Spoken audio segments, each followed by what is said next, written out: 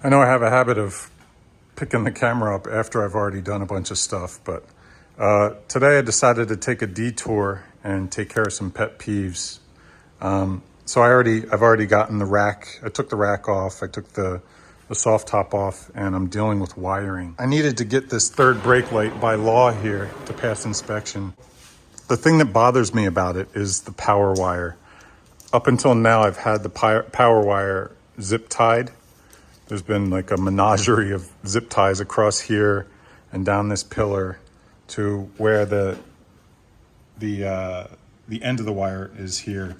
And this goes down into my brake light here. So when I hit the brakes, the power to this brake light sends the signal up to the brake light. And I hate the way this looks zip tied to the cage. It just looks cheesy to me. So what I'm gonna do is run the power to this through the cage to my factory harness, which is on the B pillar down there next to the driver's seat. So I have sort of a game plan here that I wrote out to keep myself on track. So this is a plan of my cage, plan view. This is where my brake light mounts. So what I'm gonna do is drill a hole sort of in an inconspicuous spot and run the wire in through that hole, and it's gonna follow along to this point here. So when it gets to this point, I'm gonna drill a hole in the top of the cage down into this tube here. So now that I've made a path from the center of this bar around and to the protein powder. Don't get it mixed up. That's protein powder. I was kidding! I was only kidding! Protein powder. So now that I made a passageway from that bar around the corner and up here to right here, I can get my wire out this hole and then poke it in here underneath my sound pod harness, and then it'll run down my B pillar and pop out where this factory harness pops out, and it'll tie into the factory harness. So instead of taking my signal from the brake light on the passenger side back there, now it'll be completely hidden inside the tube around the top and then coming out here. So this project started off as me wanting to run that little wire through my roll cage up to the front, and this is where it's at now. It's my tail light wiring. This is my entire rear harness coming forward. Now I'm cutting out the washer fluid hose for what used to be a hardtop on this Jeep, and I had to cut this entire loom loose just to get down to that. It's funny how this stuff snowballs. So I'm looking for a way to tie into the harness to power my dome lights, so I can run those off of my Switch-Pros. And this Jeep, when it was new, it had a hard top. When it was still TJ length, it had a hard top on it with the rear windshield or rear wiper motor on it with the the washer fluid and all that. So this purple wire with an orange stripe is the wire that runs from what used to be the toggle for the rear washer fluid here originally. So the wire runs from there across and then down, and then it runs out to the washer fluid motor, the pump. So I don't have the hard top anymore. I don't plan on putting another hard top on here, so I'm getting rid of all that. This is the hose. These are the two wires. So what I'm gonna do is use this wire, track it back to where the toggle used to be, take it from that end and run it to my Switch-Pros. And I'm gonna pull it through the firewall here, and instead of going up to the washer fluid pump, I'm gonna turn it back and run it in this harness into my wiring for my dome lights. So I got one dome light there and one dome light back here. So that wire, instead of powering the washer fluid through a toggle down here, it'll power my dome lights through my Switch-Pros. And I'm going to use the wiring for the wiper motor itself to power some of my accessories back here from the Switch-Pros. Because there's no sense in wasting the money and time routing wire that's already routed, you know. Now, as far as my tent power, I need something thicker. So I'm planning on using the wire that powered my rear defrost.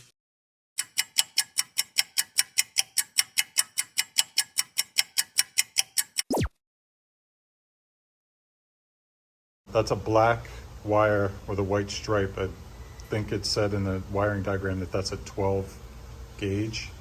But I'm having trouble getting power to it on this end from what I believe is the harness for that, which is this one here. I know that this one is for the wiper motor. I tested all these and I know that for sure, but I'm not exactly sure about this one.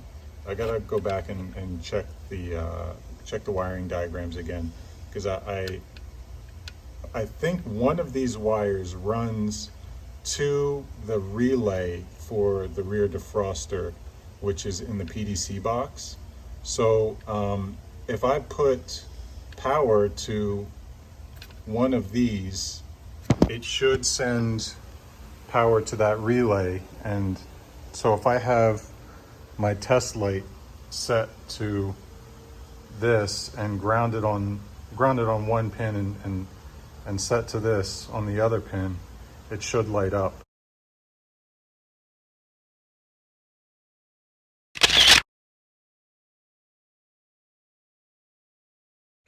This is the defroster wire. It's a 12 gauge black wire with a white stripe. This blue wire with the red stripe is the one that goes back to the relay. This relay here in the PDC box. So when I put power to that blue and red wire, it sends the signal to the relay and tells it to turn on and send 12 volts back out through this black wire with a white stripe. And so this is the wire that is going to tie into my power source here. So that's how I get USB power up into the tent.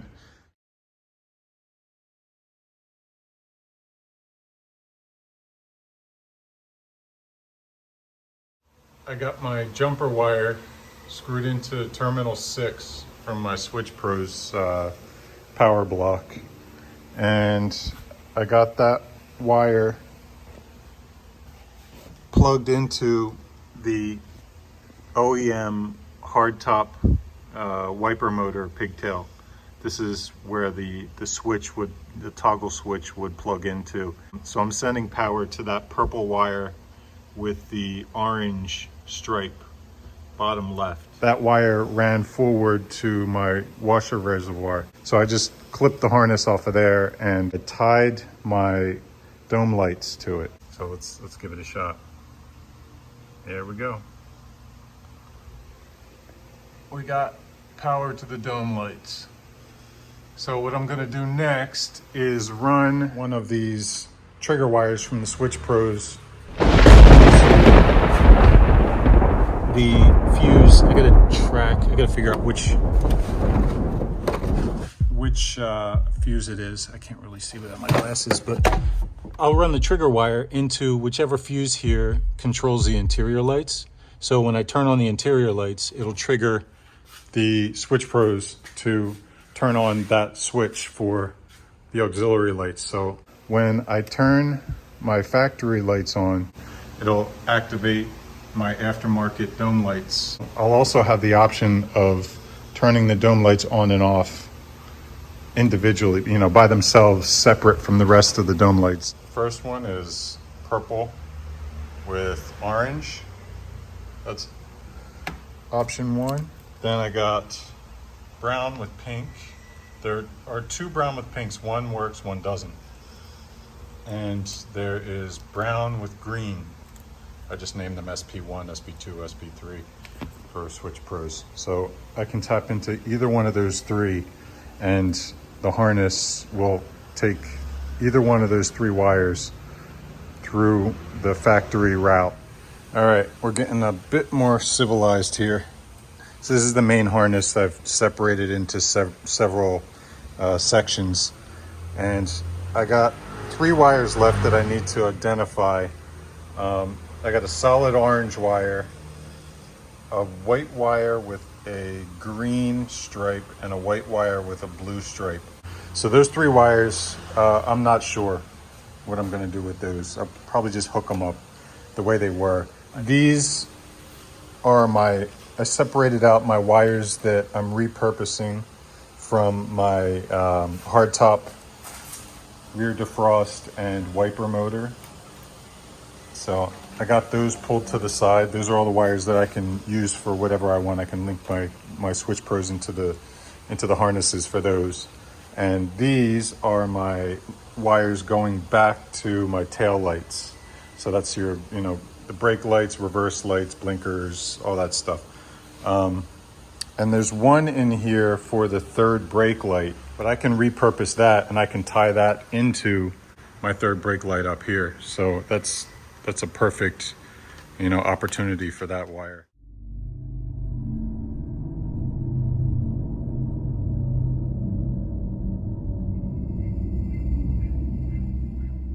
So after some thinking, it dawned on me that I don't need to use that harness to trigger the relay, because my power block is right here and the relay is right here.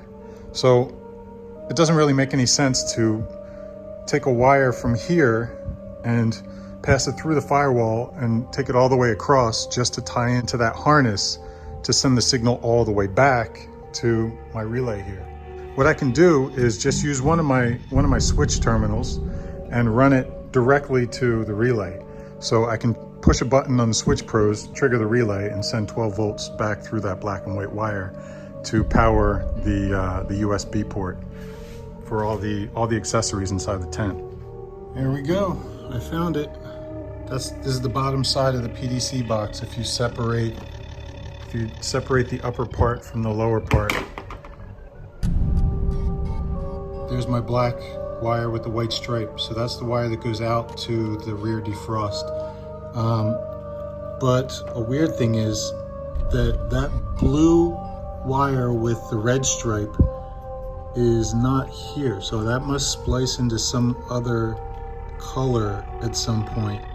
I'm seeing a purple wire with a white stripe, a really light blue wire with a white stripe, and a black wire with a red stripe. So why is my starter relay doing this? Key's in the forward position.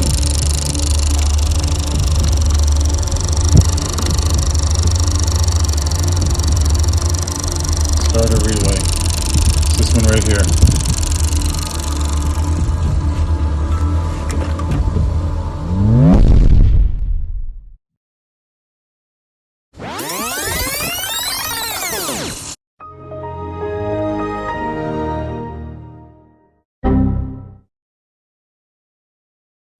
Did you catch that?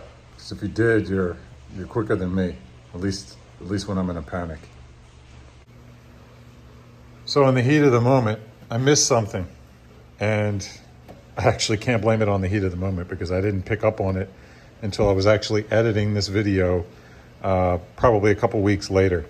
When I came running out here and flipped this open to find this relay, ticking and vibrating and going crazy, and I looked at the lid and I said, oh, it's the starter relay, because thinking, here's one relay, two relays, three relays. So I read this as 1, 2, 3 starter relay. In actuality, this relay is not here. This is for the Rubicon models, front and rear lockers. So you have your horn relay, 1, starter relay, 2, ASD relay, 3. 1, 2, 3. So ASD stands for automatic shutdown. So that was my engine, my electrical system trying to stop me from starting the engine. Sorry, sir. Doing my best. All right, that's enough of future me. Let's get back to the pre-editing nightmare, which was this project. Keys in the forward position. My electrical's doing crazy shit. Now my engine light's on.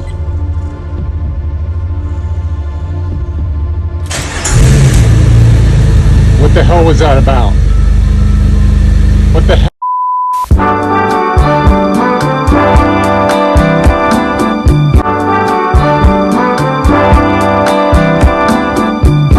So, if you're one of the tens of followers of this channel, you'll know that I'm not afraid to admit when I'm in over my head. I got the relay box to stop buzzing like it was. I have no idea how I did, but I got it to where I thought everything was fine. I did a little bit of rewiring and switched some stuff around. I thought it was okay, and packed the Jeep up and went for just a short overnight camp out in the mountains. We haven't been in probably 2 months, so we were itching to get out.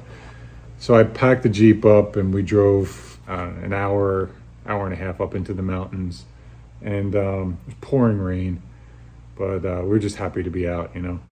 And once we got to the camp, I shut the Jeep off and I hit the rock lights on to give a little halo around the bottom of the Jeep, so we could have a little light to set up camp. And when I hit the lights on, I turned the ignition back 1 notch and I hit the rock lights on, and about 10 seconds or so later, they shut off.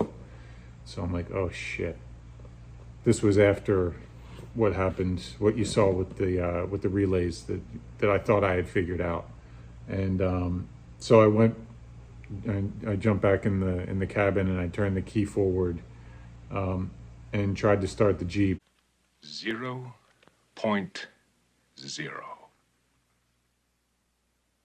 Completely dead. And so at that point we threw some jumper cables on it from my buddy's Jeep and it started right up. So I assumed that, well, it's got to be a bad battery then. Maybe the bad battery is what was making my computer stroke out. And so we got it started right up, and I drove down out of the mountains on what I thought was just purely on my alternator. I got a beefed up 160 amp alternator in here, so I was able to run lights and everything, and there was no other signs of a problem. So I had thought that it was just the battery when I got back home, but I pulled the battery out and tested the battery, and 13 something volts, 13 point something volts. So then I put the battery back in and started tinkering around with some things, and I guess I just hit the right combination and the problem happened again. Not the buzzing.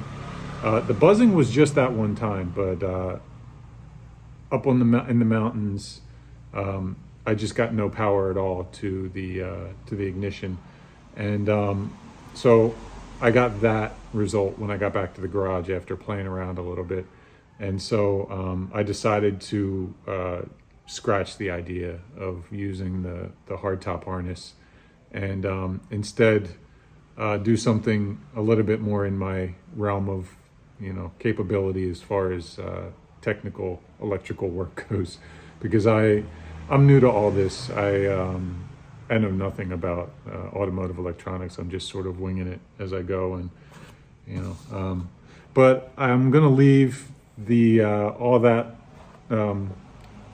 all the footage leading up to that in, because there is a way to do it. I'm confident that there is a way to do it. I'm just not willing to take any more chances. The last thing I want to do is fry the computer in this Jeep. These computers, as far as I know, they're discontinued. So the only option is to get them rebuilt. And in order for me to ship my computer from Taiwan all the way back to the States and then back to Taiwan, I just don't want to deal with that. So I disconnected. I'll show what I disconnected, how I had everything set up.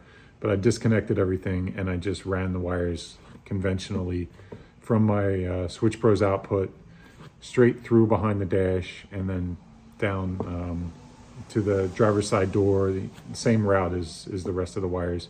And the hardtop harness, I just cut it loose. I've been through hours of diagrams and I'm not willing to take any more chances with it. So if you got bigger balls than me and you're wanting to try what I tried, all these wiring diagrams, all this information is online. There's a PDF file of the factory service manual. Basically just Google factory service manual Jeep TJ PDF and it should pop up. But all this information about the toggle switches and the wiring routes and what gauge wire and how much amperage and all that stuff. I actually made this one so I could identify the wires coming in and out of these harness clips, and so I could assign outputs to the wires that I used. These are the wires, these 3 wires I used from the wiper clip, rear wiper clip, and this one is the rear defogger clip, and I just used this one wire. That's the blue and red wire that this one. I have a feeling that this is the one that was problematic. This is the one that was going to the relay in the PDC box. But strangely enough, it wasn't that relay that was buzzing. That's the one that was buzzing. I showed the clip earlier in the video. So I don't know. I don't know what was going on, but I just don't have the patience or the balls. So what I wound up doing is just disconnecting all of those. I pulled all my outputs out and I just lengthened my outputs and ran them behind the dash up over the steering wheel and zip tied them to another group of wires so they're nice and safe. And then they come down, and right now, actually I put my interior lights on because I fixed them. So I got them run along here and they're coming up, and I took some time to really sort of document what wire is what and where it's coming from. So on the output side of the splice, so previously this is where the wiring for the hardtop, it would come in and it would splice into these wires that I had added to the system. So I cut those wires out and I just extended my outputs and I labeled them on this side of the splice with the output number, and on this side of the splice I labeled them with the basically their purpose, the component that they power. So I have these test lights set up for this one. I believe is camp light, and this one is the bus bar.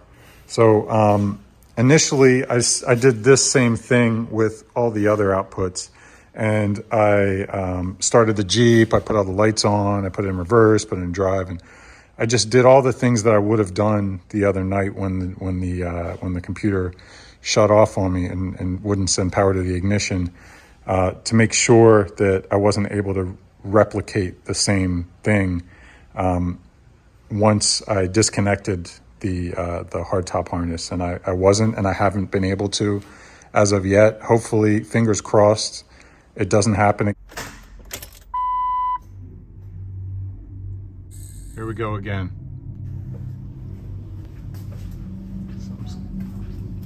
What's clicking?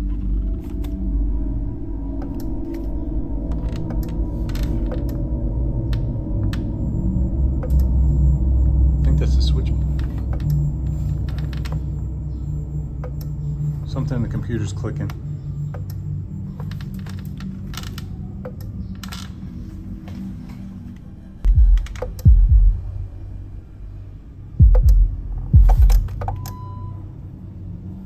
I don't know what that was.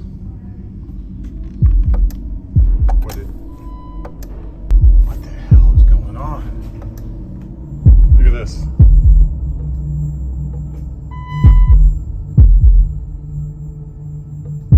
What are we saying to each other? Seems they're trying to teach you some basic tonal vocabulary. Check gauges, engine light, everything is flashing and going crazy. I hope somebody's taking all this down. The clicking just stopped. There's the clicking again. I'm gonna turn it off again. My dome lights are doing weird stuff.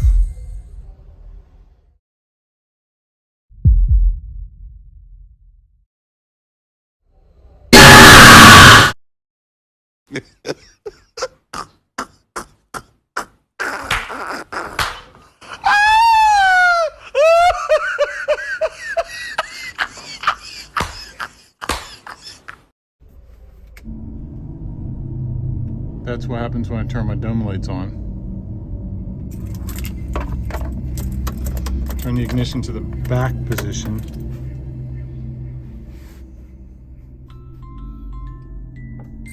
Volts 12.620. I guess I was right to be skeptical of and not wanting to say that I fixed the problem, but I'm gonna hook up a charger to it, see if that makes a difference. All right, so I got 12 volts to it now from my Naco charger once I plug it in. So now that it's on the charger, put the key in, turn it back, 13 volts. Stereo comes on, camera's on. See, I never pulled the battery off and my radio reset itself, so there's definitely a disconnect between the computer and the battery. Right now I have 12.9, 13. That's because the charger's on. So on my battery monitor here, that's charging.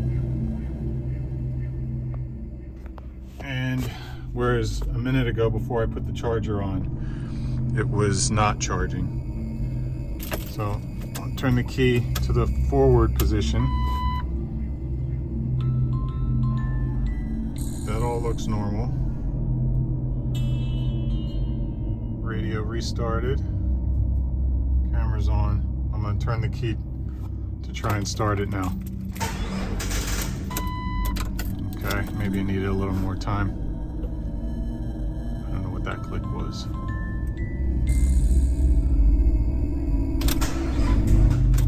Yeah, it's trying, but it's not quite making it.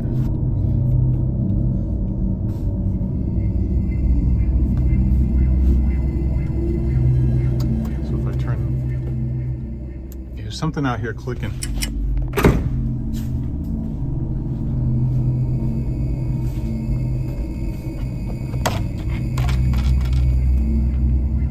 Something's clicking out here.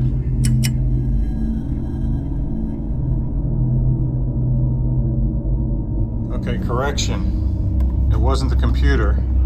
It was my battery isolator. I just took, this is the pin for my battery isolator. So my PDC box, then I have Switch-Pros, then I have my starter, and then I have my dual battery lead, which my dual batteries are in the back. This goes to my isolator here, and then from the isolator, there's a wire that goes back to the dual batteries. So this is what was clicking on and off. So I pulled the battery, disconnected the battery isolator to the bank in the back, and disconnected the Switch-Pros. And everything is working exactly the way it should be. So I reconnected the isolator. I left the Switch-Pros disconnected from the battery and the ground. And I moved the isolator ground from the battery up onto the firewall. So, because I noticed the instructions say to ground it on the firewall, and pretty much every other photo that I see of isolator wiring diagrams has the isolator grounded to the body, not to the battery. But I don't know, I had it grounded to the battery forever and never had any problems. But I took it for a 5-10 minute ride, and I just parked it in the garage again.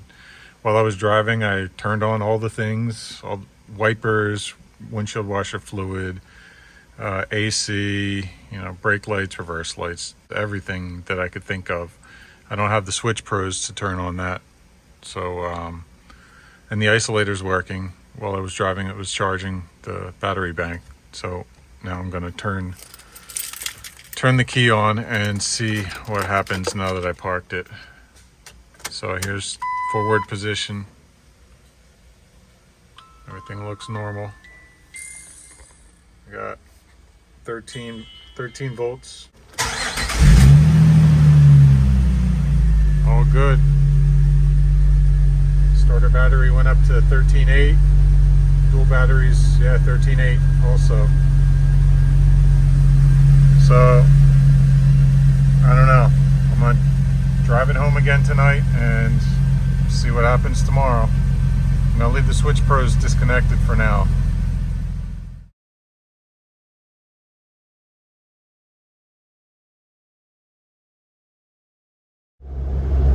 14 volts on the main battery, 13.9 on the duals in the back.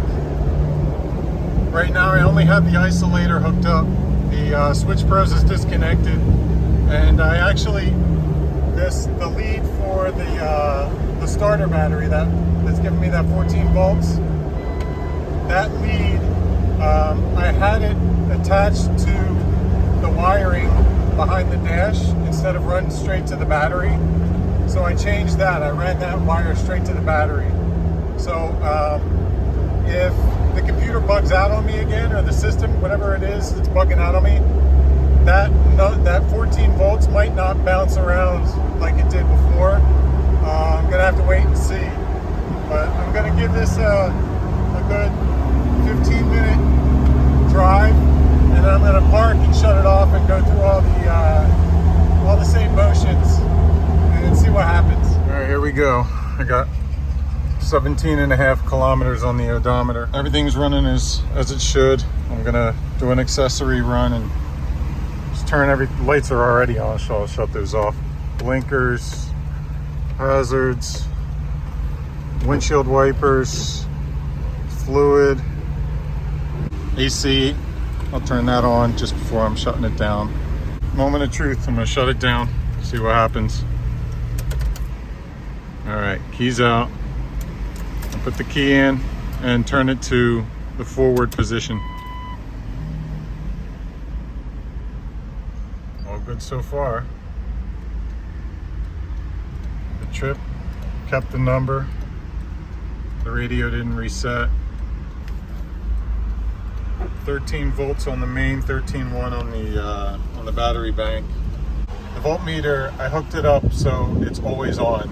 I think I mentioned in the previous clip that I was wondering maybe I was causing some sort of weird interference by having my main battery lead running to some wiring behind the dash, wiring that comes live when the key is on. So I got rid of that lead and I ran a lead straight to the starter battery, and the auxiliary lead runs straight to the bank in the back, and then they're just grounded behind the dash.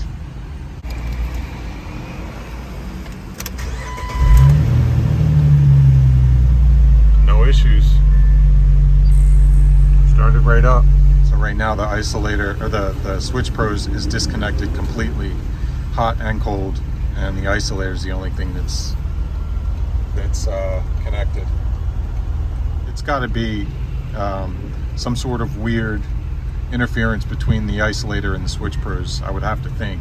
Or it could be the fact that I had this voltmeter wired into my harness in the dash instead of running straight to the battery. I mean, that maybe could be it. I don't know.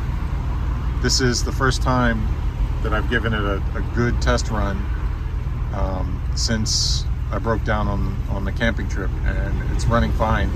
And all I've done is disconnect the Switch-Pros and rewire the voltmeter straight to the battery instead of to the dash wiring. So I found a way around this constant on situation for this voltmeter. I got a push to on button. So you push that button down and it comes on. All right, so it's been 34.1 kilometers since I switched some stuff up. I literally couldn't set the stage for a better comparison of where I was at the last time the Jeep broke down. It's raining out, so I got my windshield wipers on. It's nighttime. I got my refrigerators in the back charging off the dual batteries. It's Friday. And so everything is set. The stage is set for whatever that crazy electronic issue is to come back. If it's going to come back, it's going to come back right now. So I got 13.9 volts on the main and 13.8 on the auxiliary batteries. Let's see. Turn the lights off, and now key forward. We're good. We're good.